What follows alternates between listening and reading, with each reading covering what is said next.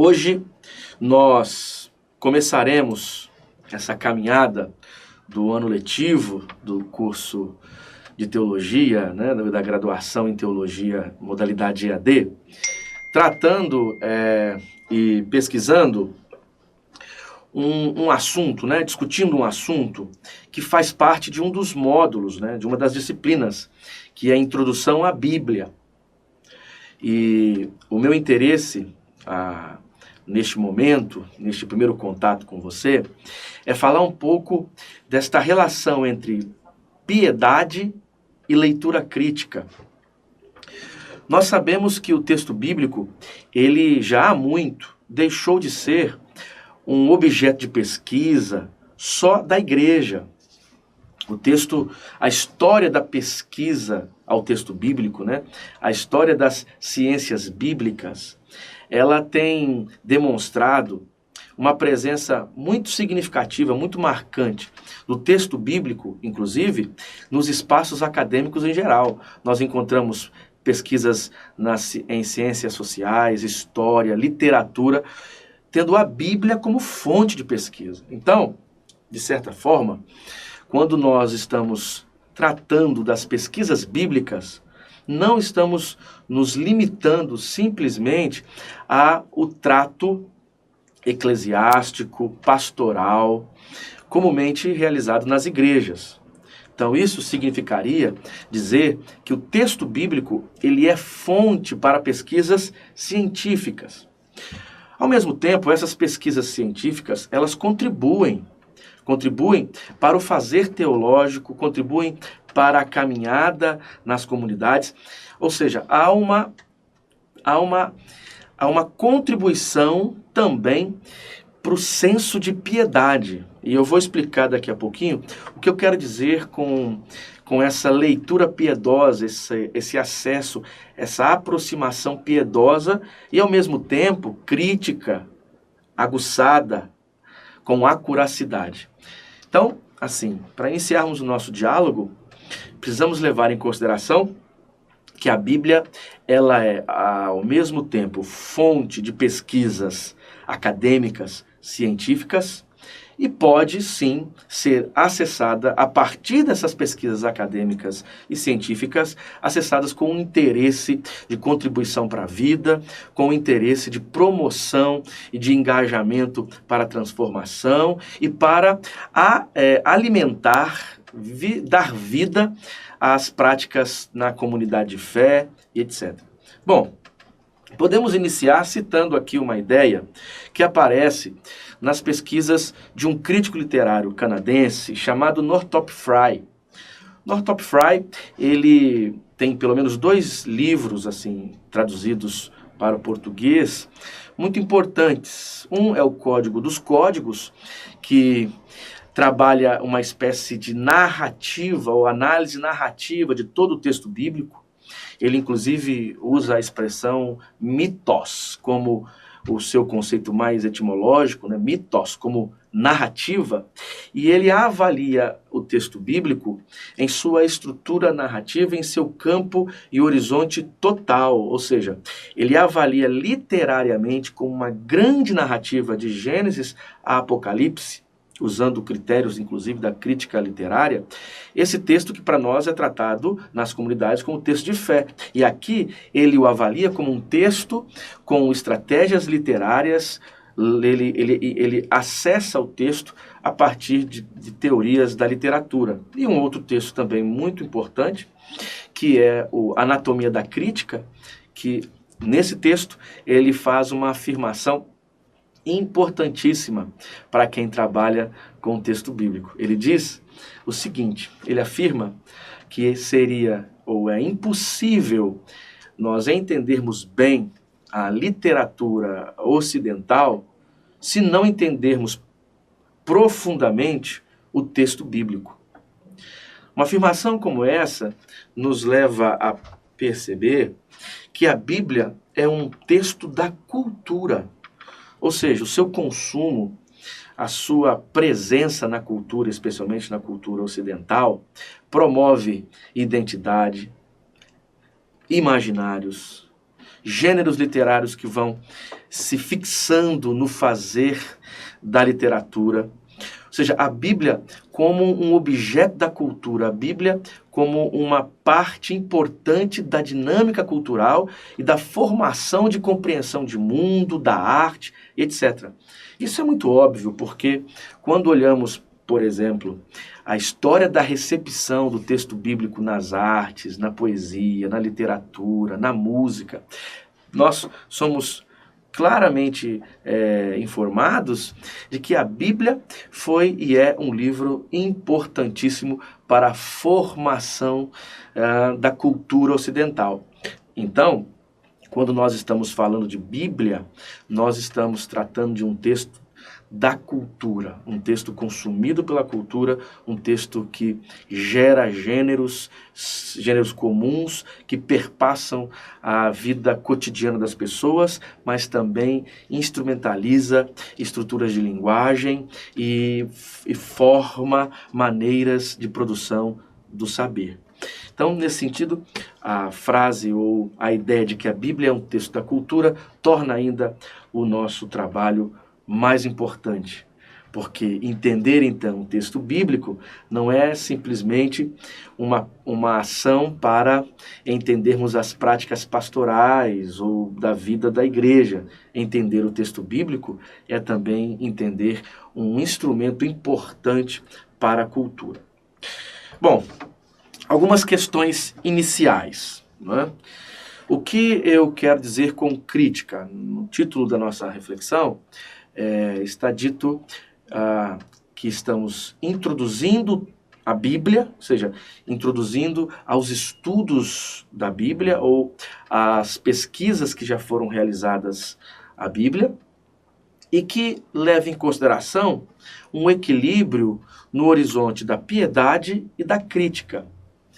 Quando nós estudamos a história dos estudos bíblicos, nós perceberemos que, especialmente na modernidade, após a Reforma Protestante, século XVII, XVIII, XIX especialmente, a Bíblia foi alvo de pesquisas e críticas profundas, de análise científica. Com o surgimento da perspectiva racionalista, das ciências modernas e etc., a Bíblia foi alvo, inclusive, dessas pesquisas. Em alguns momentos, inclusive, sendo instrumento de análise crítica da realidade de si mesma e em outros momentos também foi alvo assim de leituras rigorosas que quase negavam o seu valor, ou seja, por não se adequar tão profundamente aos instrumentos comuns do mundo moderno, a Bíblia passou por uma série de ataques, mas em suma, o que podemos dizer é que este texto, este objeto de pesquisa, essa obra literária que é a Bíblia, ela foi sendo realmente estudada de maneira criteriosa. Alguns dirão que essas pesquisas criteriosas devem ser negadas, esquecidas, porque representam uma negação, representam uma desqualificação. Eu acredito que não. As ciências bíblicas, elas vão nos ajudar a compreender melhor o texto. E é possível que algumas afirmações que se cristalizaram recebam realmente um ataque necessário para que o texto bíblico possa ser averiguado, tratado de maneira mais coerente. Então, quando nós falamos em crítica, queremos dizer a respeito de uma análise criteriosa e científica.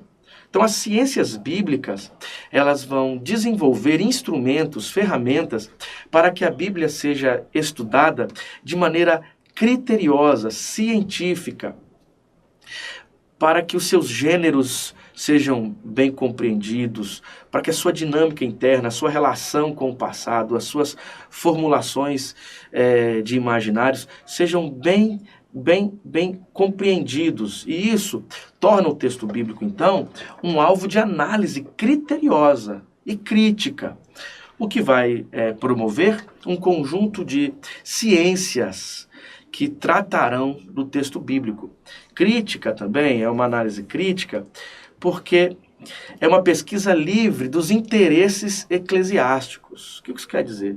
Se durante um bom tempo a Bíblia era alvo de pesquisas ou de estudo simplesmente piedoso, no sentido de que a Bíblia ela era lida somente como um lugar para a compreensão da fé e das práticas da igreja, afirmação das doutrinas, legitimação das práticas eclesiásticas. Ou seja, se durante um bom tempo a Bíblia foi lida sob a tutela da igreja, ou da instituição igreja, lê-la de maneira crítica é lê-la livremente. Isso quer dizer que as ciências e as ciências bíblicas têm a liberdade de acessar o texto, de pesquisar o texto, usando todas as ferramentas possíveis, sem a necessidade de prestar contas com afirmações dogmáticas ou interesses eclesiásticos. Aí talvez você me pergunte, mas Kenner, então quem faz essa pesquisa? Gente que tem vínculos com a igreja e outras que não têm qualquer relação com comunidade de fé. Ou seja, o texto bíblico, a partir dessa perspectiva mais crítica aqui usada nessa nossa discussão, é um texto objeto de pesquisas em vários espaços científicos, sem necessariamente terem que prestar contas com afirmações já determinadas pela igreja. Claro que, para quem tem uma dependência da igreja, esse processo nem sempre é muito fácil. Mas a proposta sempre foi que a leitura crítica do texto bíblico desvinculasse os interesses do pesquisador dos desejos e da tutela da igreja. Isso possibilita desqualificar o texto bíblico? Não. Isso abre as portas para que esse texto seja tratado de maneira mais séria. Ela se permite, então, fazer os devidos juízos sobre as fontes de estudo.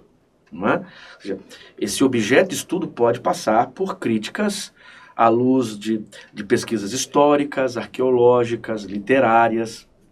E ela pode ser instrumento ou pode receber a presença de análises a partir de instrumentos críticos. Mas isso não desqualifica, como eu tenho dito, o texto. Somente permite ser lido, tratado, acessado de maneira acurada.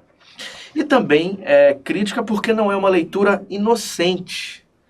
E aqui se afirma que se admite seus condicionantes. O que isso quer dizer? O texto bíblico, há um conceito na teologia bíblica, mas inclusive tradicional, de que a Bíblia ela é revelação, ela é palavra de Deus. Essa afirmação, ela pode, claro que não é assim, seria um simplismo da minha parte dizer que todos afirmam o que eu vou dizer aqui, mas é possível que a afirmação da sacralidade e da inspiração sobre o texto bíblico, tirá-lo do seu funcionamento histórico-social, das suas condições histórico-sociais, como se esse texto não fosse resultado de condições do passado. O que isso quer dizer? Isso quer dizer que algumas afirmações, algumas perspectivas, alguns horizontes surgem no texto como resultado mesmo dessas condições histórico-sociais. Então, no desejo de sacralizar respeitosamente o texto, alguns acabam descontextualizando o texto, desvalorizando e não querendo levar em consideração que esse texto é um resultado de longos processos que o condicionaram, ok? Mas isso ajuda-nos a tratarmos o texto como ele é, não é? Eu quando acesso o texto bíblico e o chamo de texto, isso já diz muito, porque todo texto é resultado de estratégias literárias, retóricas, que têm o seu lugar social. Ou seja, ele é produzido a partir de condições. E essas condições, por vezes, limitarão o dito, né? O dito, o que é anunciado, acaba se limitando, girando em torno deste contexto, destas condições históricos-sociais. Isso não quer dizer que o texto bíblico agora se torna um texto só do passado, mas nós somos orientados e perdemos então a inocência de tirá-lo dessas condições. E tem uma coisa que deve ser dita. A própria tradição vai afirmar que esse texto é palavra de Deus, mas no mecanismo e no funcionamento da palavra do homem, de seres humanos, de homens e mulheres, de comunidades. Isso quer dizer que esse texto ele tem o lugar de onde surge. Ele tem um lugar vivencial, ele tem um lugar onde essas tradições são usadas, ele tem um lugar de produção, e inclusive os imaginários, os horizontes destes lugares determinam as imagens que serão preservadas e aparecerão no texto. Isso é ler o texto de maneira não inocente, que não é sinônimo de lê-lo de forma não piedosa. E aqui, então, podemos passar para este outro conceito que eu estou usando aqui. Quando eu falo de leitura piedosa, você já conseguiu perceber que não é uma leitura que nega as pesquisas bíblicas. Não é uma leitura que nega as ciências bíblicas, ou que desconsidera todo o processo de pesquisa acadêmica pelo qual esse texto passou. Não. A leitura piedosa agora vai observar que este texto bíblico, mesmo sendo resultado dessas condições, mesmo sendo estudado de maneira tão criteriosa e acurada cientificamente, a leitura que leva em consideração a piedade, ela é sensível ao lugar da Bíblia na caminhada da comunidade de fé. Eu ler o texto bíblico de maneira criteriosa, científica, eu acessar as pesquisas científicas realizadas ao texto bíblico, não significa desconsiderar o texto enquanto instrumento com lugar privilegiado na comunidade de fé. Ou seja, as comunidades que têm o texto bíblico como fonte para a construção do seu discurso teológico, da sua prática pastoral, da sua prática poimênica, do seu acesso à vida, da sua construção de fé, as comunidades que têm esse texto como fonte não precisam ser desconsideradas. E esse texto não precisa ser desvinculado dessas comunidades para que ele seja estudado de maneira criteriosa ou que os estudos criteriosos não sejam levados em consideração. Pelo contrário, as pesquisas científicas, as pesquisas técnicas, as pesquisas acuradas, realizadas na academia, ajudam a nortear a maneira como esta comunidade lê o texto. Então, não é desconsiderar o lugar privilegiado que esse texto tem na comunidade, mas é ajudar que esta comunidade agora compreenda esse texto e leve em consideração, nessa compreensão, as pesquisas científicas, acadêmicas, críticas que foram realizadas a este texto. Aqui nós temos um processo de tradução, ou seja, traduzir essas informações, essas pesquisas à realidade da comunidade, para que a própria prática da comunidade, uma vez sendo enraizada no texto bíblico, leve em consideração essas pesquisas. Então, a leitura crítica do texto não desconfigura, não desqualifica a prática piedosa com esse texto. Então, levar em consideração a piedade também é um olhar positivo e criterioso à possibilidade de revelação. Então, isso quer dizer o seguinte, que o olhar piedoso, primeiro, ele é um olhar positivo. O que seria esse olhar positivo? É o texto bíblico, mesmo sendo avaliado de forma crítica, rigorosa, ele ser visto como potencialidade de promoção da vida.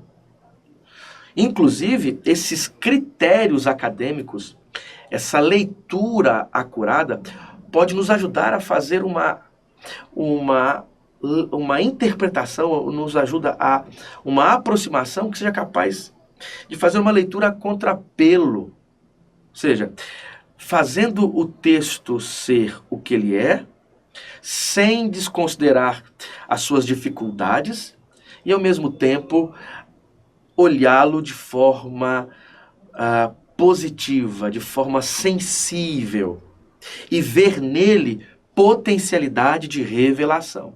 Isso quer dizer que esse texto agora, mesmo sendo resultado desses procedimentos históricos sociais, sendo resultado de táticas, estratégias narrativas e literárias, para a comunidade e para um olhar piedoso, isso tudo não impede de ser visto também como possibilidade, potencialidade de revelação. Então aqui nós chegamos num momento muito importante desse diálogo entre leitura acurada, crítica e piedosa. Eu posso, a partir da verificação acadêmico-científica, posso, a partir disso, numa leitura que leva em consideração a potencialidade positiva desse texto, até mesmo quando eu o critico, extrair, desenvolver e potencializar a sua revelação. E revelação aqui como uma fala, um dito de Deus para o mundo. Né? Então Deus se revela no texto bíblico não porque esse texto ele é intocável.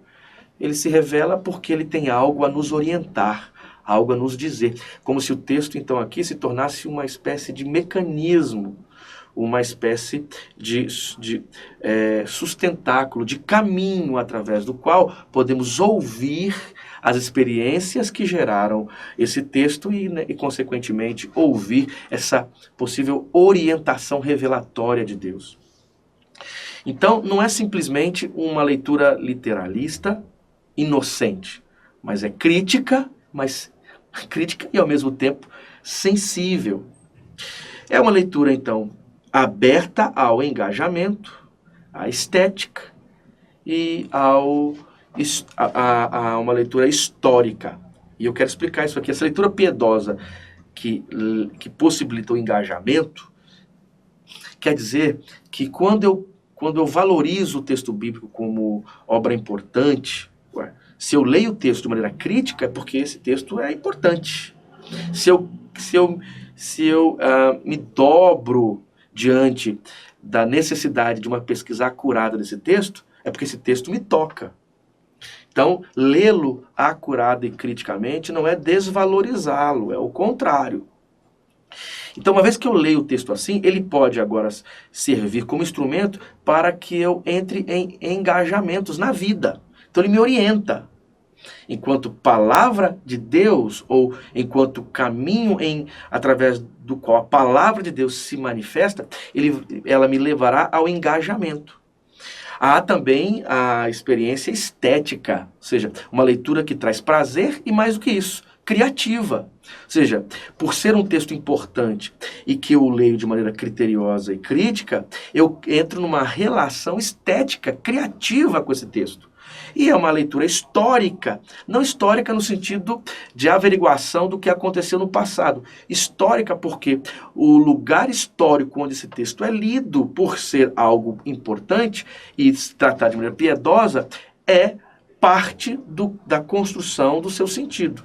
O que eu quero dizer com isso? Essa leitura piedosa é piedosa porque o leitor, no seu contexto histórico, trata esse texto de maneira como algo importante e por tratar esse texto como algo importante, produz historicamente influências, ações e etc. Então, essa leitura piedosa aqui não é piedosa porque é piegas, porque é simplista, porque é frágil de intelectualidade ou porque é literalista ou conservadora no sentido negativo dessa expressão. É piedosa porque valoriza esse texto, inclusive valoriza as suas pesquisas ou as pesquisas acadêmicas realizadas sobre o texto. É piedosa porque tem um olhar positivo sobre o texto. É piedosa porque está aberta a fazer as devidas críticas e, com critérios rigorosos, usar o que esse texto nos fala para a vida, para o engajamento, para a estética e para a prática na história. Então, aqui podemos definir este horizonte de uma leitura crítica e piedosa. Depois teremos um pouquinho mais tempo para discutirmos esse assunto, e especialmente o conceito de revelação, né? Bom, um ponto importante a discutirmos sobre a Bíblia é a questão da linguagem. A linguagem é o instrumento através do qual compreendemos o mundo, construímos o mundo. A linguagem, ela é o lugar onde habitamos, é através dela, da linguagem, que compreendemos a realidade, e essa realidade nos é dada, né? Se pudesse usar uma expressão metafórica, né? Uma metáfora, fora da linguagem não há salvação, fora da linguagem não há revelação, fora da linguagem não há realidade. Então, a linguagem é uma estrutura simbólica de compreensão de mundo. E somos seres humanos porque somos seres que habitamos na linguagem. E essa linguagem nos ajuda a compreender, inclusive, a realidade. Quando falamos, então, de linguagem, nós precisamos nos perguntar sobre o que seria, então, a linguagem bíblica. Como a Bíblia pensa o mundo, que tipo de estratégias, quais metáforas, que tipo de articulação encontramos na Bíblia para a compreensão da realidade. Isso vai nos ajudar a não imputarmos sobre a Bíblia culpas que são nossas, ou desejarmos que a compreensão de mundo da Bíblia dê conta da maneira como nós compreendemos o mundo. Então, primeiro a gente precisa averiguar com calma essa relação de linguagem e Bíblia, e a linguagem e a compreensão de mundo e a sistematização de mundo que a Bíblia possui. Começando assim, uma coisa muito básica, que a própria expressão Bíblia, como você encontra nas capas dos textos que você usa para estudar ou para levar à comunidade de fé, ela vem da expressão ta Bíblia, que é um plural de biblios, ou biblion, que tem a ver que é a expressão para livro. Então, o que é uma Bíblia? É um conjunto. É uma pluralidade. É um arquivo de livros. Nós temos ali uma quantidade de livros. Por isso, este cânon, esse conjunto de livros que nós conhecemos como livros que compõem o texto bíblico, que é a Bíblia hebraica, né, o Antigo Testamento e o Novo Testamento, é um recorte plural. O que isso quer dizer? A Bíblia, desde a sua expressão mais etimológica, tem a ver com pluralidade, com um conjunto de obras. Você tem uma biblioteca. A Bíblia é uma verdadeira biblioteca, com 66 livros. Só que essa biblioteca ela é um recorte. E um recorte muito plural, porque nós temos uma diversidade de obras com perspectivas diferentes, com uma história de formação diferentes, com história de formações assim, com uma história de formação bem diferente uma da outra, e que cobre um longo período. Então, Bíblia é um conjunto, Bíblia é um arquivo, Bíblia é uma biblioteca. Entendendo isso, a gente já tem a oportunidade, nós já temos a oportunidade de nos aproximarmos desse texto com mais cuidado. Por quê? No afã de encontrarmos uma linha comum para todos esses livros, nós perdemos de vista a condição plural que esse texto é. Então, a própria expressão Bíblia, que vem de um plural, já denuncia isso, né? Então, o que é essa Bíblia? É um conjunto, é uma biblioteca, é um cânon, agora usando uma expressão teológica para esse conjunto, é um cânon recortado e plural. Recortado porque sabemos que no decorrer da história da tradição judaico e cristã, muitos outros livros que não estão hoje listados fizeram parte da comunidade ou foram importantes para a comunidade. E naturalmente nós vamos conversar no decorrer do nosso curso sobre essa ideia de literatura pseudepígrafa, apócrifa, e etc. Mas agora a gente precisa entender que esse conjunto de textos, que nós chamamos de Bíblia, é uma manifestação plural de livros escritos, produzidos durante uma longa duração. Ainda sobre a questão da linguagem, nós precisamos levar em consideração um ponto muito sério. A Bíblia não é um uníssono de imagens e teologias. O que isso quer dizer? Esse conjunto de livros, esse conjunto de textos, por sua vez, cada livro que compõe esse conjunto é resultado de uma longa história de tradições. Tradições que eram cantadas, eram memorizadas, celebradas, eram relembradas, retomadas em espaços públicos, leis, cartas, exortações. O Antigo Testamento mesmo, como as pesquisas desde a década de 60 para cá demonstraram, é um conjunto de tradições que foram se organizando, se aproximando, formando inclusive ciclos de narrativas e de experiências e de tradições que posteriormente foram catalogadas, redigidas, organizadas. Isso quer dizer que cada tradição dessa tem uma potencialidade discursiva. Cada tradição dessa tem um horizonte teológico, mesmo que depois passe por uma redação que tente dar uma sintonia.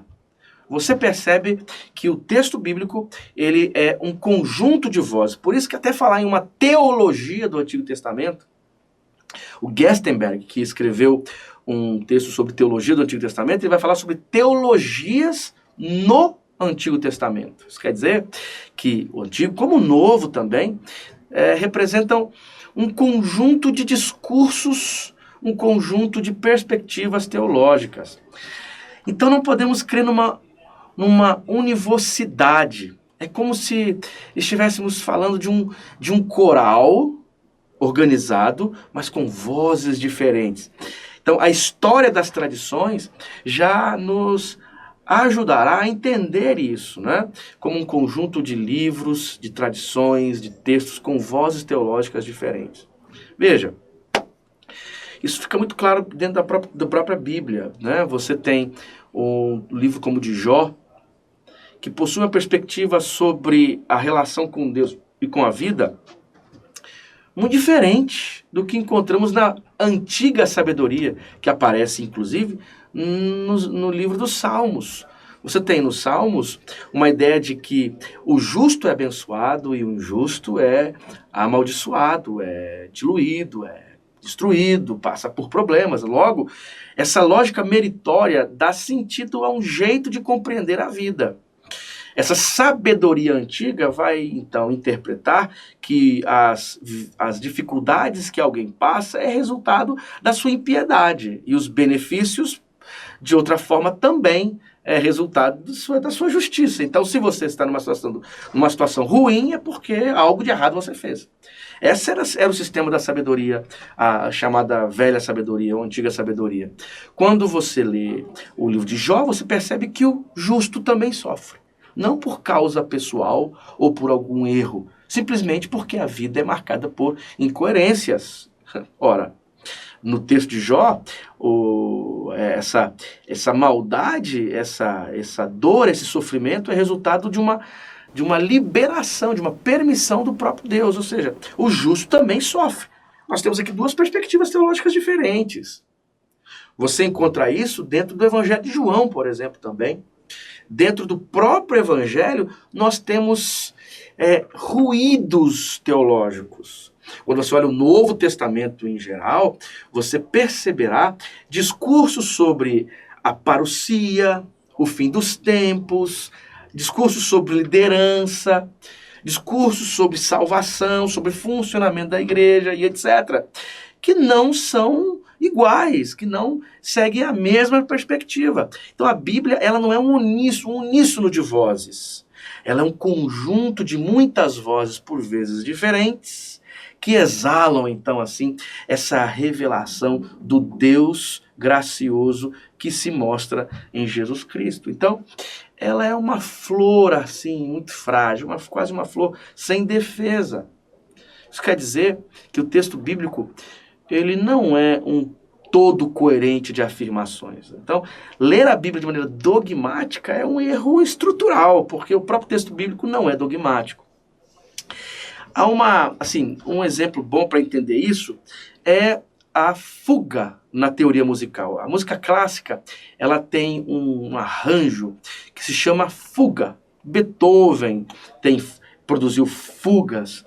E um que é muito conhecido por escrever e desenvolver uma obra inteira usando fuga é o Sebastian Bach, né? Do século 17, 18. Ele tem uma obra chamada Tocata e Fuga em Ré menor, que na verdade é uma obra ainda inacabada, mas lindíssima, que tem uma particularidade. Enquanto fuga tem um jeito estético muito interessante que se assemelha à Bíblia. O que é uma fuga? A fuga, em teoria musical, é uma música, é uma obra que tem características polifônicas. São muitas vozes. Há um sujeito, uma frase musical principal, e a partir dessa frase musical principal, outras frases musicais, outros desenvolvimentos musicais surgem, gerando um conjunto de vozes diferentes que repetem, refazem, renovam essa voz principal. Então, a fuga na teoria musical é exatamente esse conjunto de vozes que forma uma experiência, ou que proporciona uma experiência estética. A Bíblia talvez seja uma espécie de fuga. Em que sentido? Ela é um conjunto de vozes internas, polissêmicas, habitando no mesmo lugar.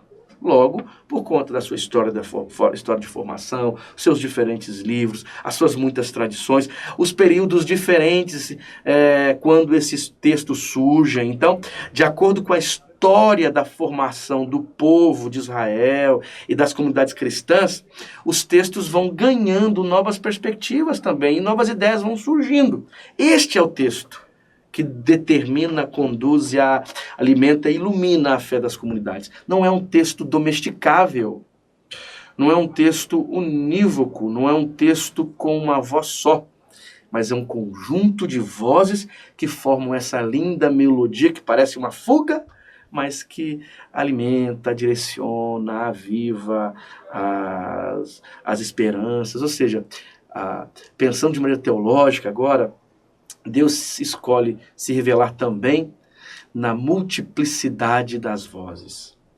Isso lembra muito Babel, né? As muitas vozes são a representação da liberdade e da impossibilidade de imperialismos. Imperialismos de verdades, inclusive. Nesse sentido, então, nós podemos falar que a Bíblia não é um uníssono de vozes, mas ela é um conjunto de imagens e teologias, por vezes contrárias, mas que estão ali em disputa e alimentam a compreensão da fé daqueles que se aproximam do texto bíblico. Outra questão, a Bíblia é a expressão de seu contexto. Aqui é importante demais entendermos este detalhe, porque nos ajuda a compreender bem essa questão da piedade, da crítica. Veja, compreender o contexto, isso quer dizer que a Bíblia é resultado de um espaço, de um período, de um conjunto de ideias historicamente localizadas. Isso nos ajuda em pelo menos 3 coisas. Primeiro, nos ajuda nós evitamos ingenuidades, do tipo, Bíblia sendo comprovada pela ciência moderna. Né? Bíblia como uma espécie de manual que vai ser exatamente adequado às expectativas que as ciências modernas têm. Então, por não levarmos em consideração que a Bíblia tem um lugar discursivo localizado historicamente, nós vamos exigir, ou nós vamos ficar o tempo todo defendendo a Bíblia usando os artifícios de afirmações das ciências modernas. Por quê? Para que a Bíblia tenha valor nessa perspectiva ingênua, ela precisa se adequar às conquistas, aos horizontes, às expectativas que surgiram anos depois. Aí conceitos como inerrância, infabilidade, mais atrapalham do que ajudam. Porque essa ideia é tirá-la dos seus limites contextuais, os limites dos conhecimentos próprios de um tempo, e tornar o seu saber, as suas afirmações, atemporais. Então, ser inerrante é que não há nenhum erro. Mas para essa perspectiva mais conservadora, esse nenhum erro tem a ver com adequação a expectativas científicas. Então, se a ciência afirma algo, então a Bíblia não pode errar. Então, o que ela diz é uma verdade verificável cientificamente. E isso é uma fragilidade do nosso olhar. Por quê? A Bíblia, hora e outra, dá informações geográficas erradas. A Bíblia conta o mesmo assunto de forma diferente. Você tem uma parte, um texto que diz que é Davi que faz o recenseamento, motivado por Deus. E depois um outro texto que diz que Davi ele é motivado para fazer o mesmo recenseamento por uma figura chamada Satã. Você tem afirmações, informações bíblicas, geográficas, que você pode perceber que são informações não adequadas ao que nós sabemos ser historicamente comprovável. Mas isso não quer dizer que a Bíblia não tem valor. Ora, a Bíblia ela tem que ser lida no seu contexto, e o seu contexto limita as suas informações. Querer que a Bíblia cumpra expectativas das ciências modernas é exigir da Bíblia aquilo que a Bíblia não é. A Bíblia não é um livro de biologia, de física. A Bíblia não é um livro de história no sentido como nós entendemos história na modernidade, né? Então, ver a Bíblia nesse sentido, à luz do seu contexto, é evitar ingenuidades, literalismos, e que por vezes servem para perversidades, porque não queremos compreender a Bíblia em seu contexto e fazemos então imposições diretas sem a devida adequação. Isso também, perceber a Bíblia em seu contexto, por outro lado, evita injustiças. Ou seja, eu vou desqualificar o texto bíblico, eu vou tratá-lo como algo inferior. Por quê? Porque ele não se adequou aos pressupostos das ciências modernas. Porque as informações que nós encontramos nesse texto não são adequadas ao que as ciências tanto defendem. Ou seja, se as ciências modernas descobriram algumas coisas e essas coisas não são percebidas pelo texto bíblico, logo o texto bíblico não tem valor. Por quê? Não fala verdades. Mas essa verdade no fundo, uma adequação ao factual, ao empírico, ao científico, numa perspectiva moderna. Isso também é injustiça. Querer que a Bíblia dê conta de expectativas do mundo moderno, de afirmações das ciências modernas, é ser injusto com o texto bíblico. Porque o texto bíblico é de um tempo em que a visão de mundo, a compreensão das coisas, a forma como a natureza era vista, até o funcionamento dessa natureza era percebido de outra maneira. A Bíblia joga com outras categorias. Mas é a partir desta maneira como a Bíblia interpreta o mundo e o seu tempo que nós então podemos acessar aquilo que ela tem a nos dizer hoje. Mas exigir do texto bíblico para que ele seja legítimo, a adequação às expectativas das ciências modernas, eu acho que isso é injusto, e percebermos a Bíblia como fruto do seu contexto evita esta injustiça também. Então, a Bíblia tem uma linguagem religiosa. E aqui podemos usar a expressão mito ou mítica.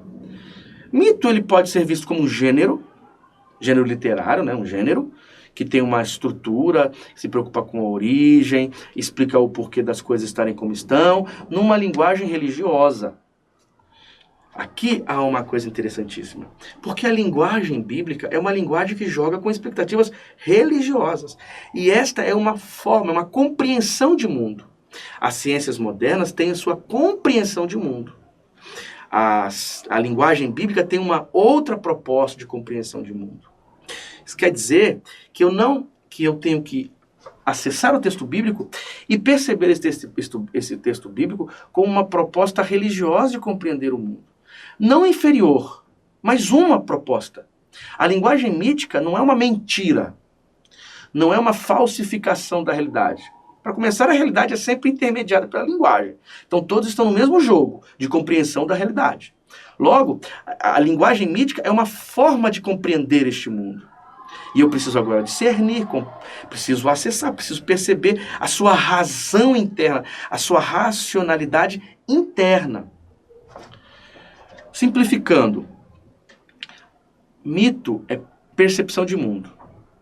E a linguagem bíblica, que é passada assim pela linguagem religiosa, pela linguagem mítica, vê o mundo a partir do lugar da fé e da religião e de uma intervenção divina.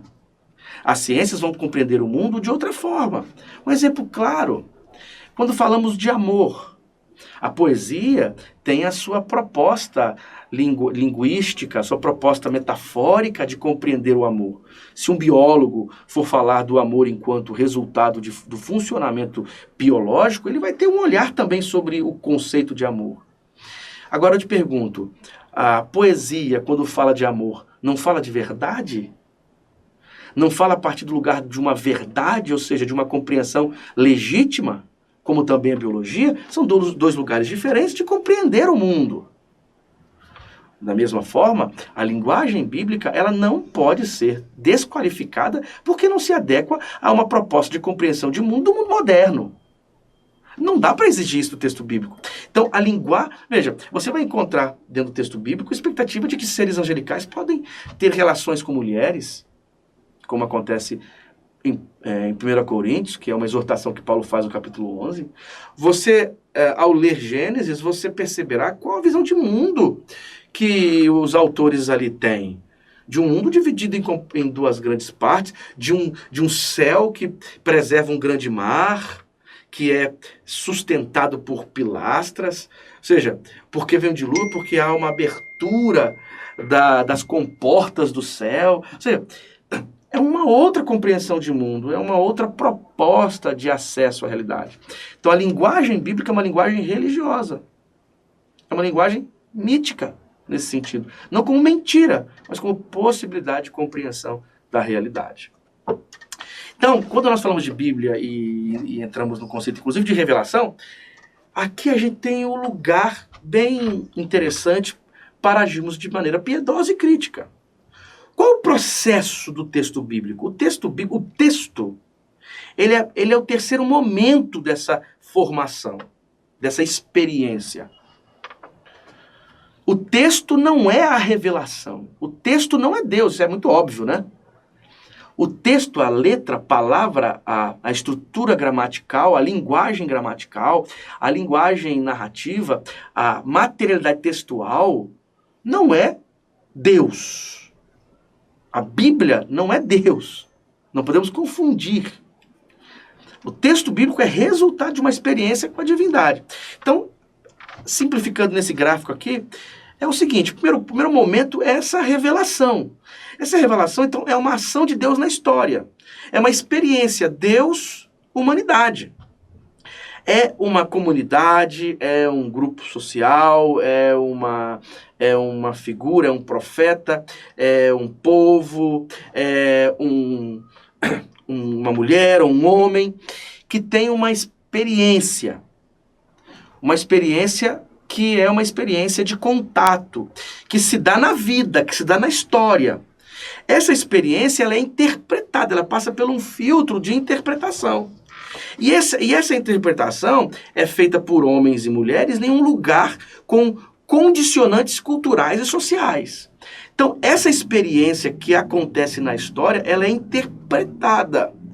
Ela é interpretada por este homem, por esta mulher, por esta comunidade. Por exemplo, o Cristo que a comunidade dá conta é um Cristo interpretado por essa comunidade.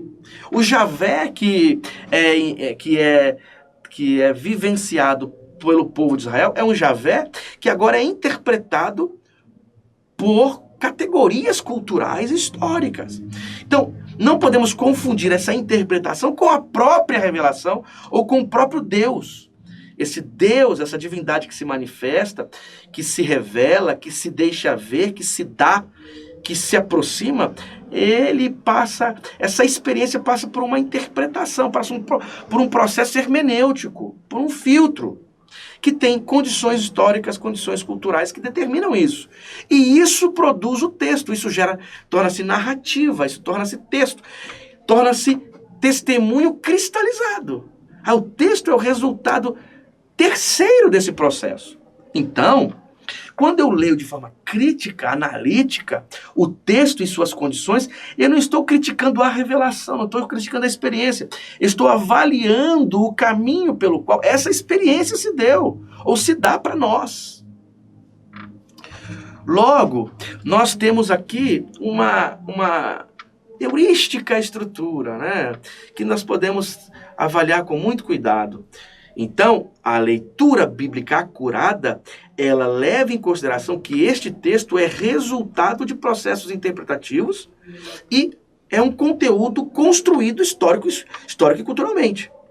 E é piedoso porque eu creio, porque eu entendo que o que precede esse texto é uma experiência com o sagrado, que aqui no texto bíblico é chamado de divindade, de Deus. Então, o texto, ele é um resultado. Então, eu posso utilizar todas as ferramentas, todos os critérios, toda a análise, toda a crítica a este texto, porque o texto não é um papa de papel como os protestantes, os reformados diziam. O texto é resultado dessa experiência, intermediado pela capacidade hermenêutica do ser humano, desses homens e dessas mulheres. Logo, eu aceito piedosamente a experiência que gera esse texto e leio de forma crítica, ponderada, analítica o texto. E aí eu junto piedade e crítica. Aqui não precisamos poupar o texto.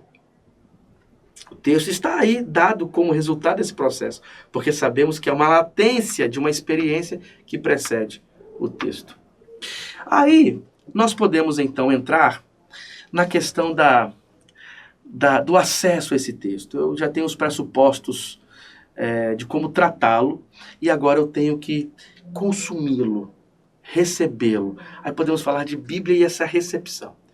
Essa recepção agora tem a ver com o trato na comunidade, tem a ver com a maneira, com a leitura para a minha caminhada, tem a ver com os lugares para onde esse texto vai me levar, mesmo levando em consideração toda essa estrutura, toda essa instrumentalização crítica. Okay? Então, primeira coisa, esse texto, a Bíblia é digna de ser ouvida.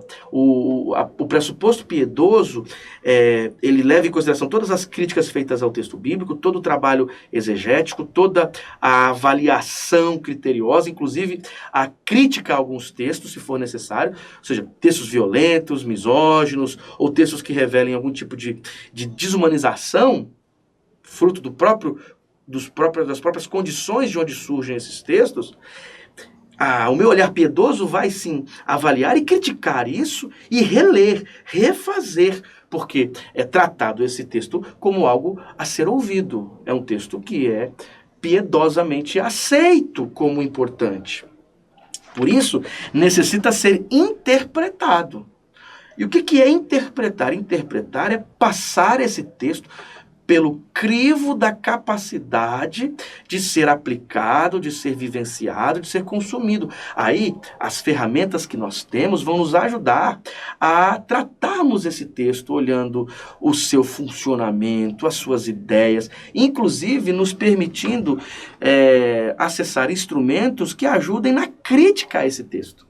E essa interpretação, ela vai ser, na verdade, a capacidade desse leitor, ou desses leitores, leitora e leitoras, compreender esse texto para que ele faça sentido, não só no passado, mas seja ouvido e gere orientação. Orientação sempre para a vida, orientação sempre para empoderamentos, para engajamentos, etc. Nesse sentido, o texto, então, ele é tratado como digno de ser ouvido. Segundo, essa recepção, que é piedosa e crítica, ela leva em consideração os contextos. Aí você tem o texto, este que lê o texto. O contexto não é só o contexto de onde o texto surge, mas também é o contexto de quem lê o texto. E esse contexto é um contexto de olhar piedoso. O que isso quer dizer? Eu tenho as minhas questões. A comunidade e os grupos têm as suas necessidades, as suas idiosincrasias, os seus interesses. Nenhuma leitura é desinteressada. E esses interesses agora servem como um instrumento para o processo de leitura e compreensão desse texto. Então, o contexto deste que lê ajuda, dialoga, contribui com o processo todo. Essa recepção que é linkada à leitura crítica e piedosa, ela averigua o texto em sua radicalidade, analisa, critica, compreende, se pergunta pelas origens, se pergunta pelo seu funcionamento, mas ao mesmo tempo agora se coloca no lugar de alguém que tem esse texto como importante e se serve deste texto adquirido, avaliado, criticado como parte ou como constituinte deste movimento que fará na vida. Então os contextos estão em jogo nesse processo de leitura do texto, crítica e piedosamente. Nessa perspectiva de recepção, né, da Bíblia e a sua recepção, nós temos a questão do olhar crítico e emancipatório. Ou seja, a Bíblia como fonte. A Bíblia não como um fim em si mesma. A Bíblia como um fim em si mesma, ela pode se tornar simplesmente um objeto para elucubrações, para revelação de desejo estético, academicista, ou seja, texto pelo texto, beleza pela beleza, avaliação, análise pela análise, crítica pela crítica, descrição pela descrição. Quase que um tipo de ejaculação intelectual, me desculpe a expressão, mas uma espécie de alimentar do desejo acadêmico.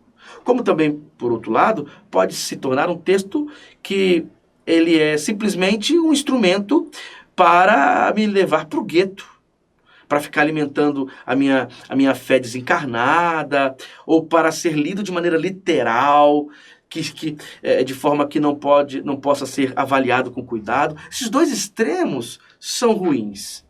A leitura crítica e emancipatória, ela é crítica no sentido de ser avaliativa, rígida, mas ela serve para emancipar. Então a Bíblia torna-se fonte para um movimento, fonte para a compreensão de mundo, fonte para agir para além dela. Então a Bíblia, como uma luz que está aqui na mente e atrás, que gera uma observação na frente. Nunca só para trás e nunca somente para a frente. E sim é um movimento de parceria, de iluminação e emancipação para a liberdade e para a ação no mundo. Assim, a Bíblia vai ser um lugar de avaliação criteriosa e piedosamente emancipatória, empoderadora, convocadora de engajamentos. Por isso, essa leitura ela não é simplesmente uma prática acadêmica ou somente um vislumbre espiritual. Essa leitura bíblica é, de certa forma, um movimento de avaliação crítica e também de piedosa aceitação, acolhimento e emancipação. E a Bíblia também, nesse processo, ela está aberta a um preenchimento dos espaços. Como somos instruídos por disciplinas tais como a estética da recepção, autores como Yaus, vão nos explicar, e Iser, vão nos mostrar que todo o texto tem uma abertura, sabe, uma abertura, quase que uma abertura ontológica, né? Uma abertura no sentido de ser próprio do ser do texto, uma abertura que permite preenchimentos, e esse preenchimento é feito de maneira criativa, estética, a partir do seu horizonte, do horizonte daquele que lê. Então, esse texto bíblico em seu consumo piedoso, mas não uma piedade pervertida, ou piegas, ou desumanizadora, mas uma piedade que valoriza o texto sem negar os seus problemas, permite que esse texto seja lido, seus espaços preenchidos, e produza ações no mundo. Então, aqui nós temos um horizonte bem geral do que seria esse trato equilibrado com o texto. Negar, fingir que não há os problemas tão comuns encontrados no texto é realmente inocência, mas também afirmar que estes problemas, que essas tensões servem para desqualificar, desmoralizar e jogar para o canto o texto, também é uma precipitação. O texto ele tem os seus problemas, tem as suas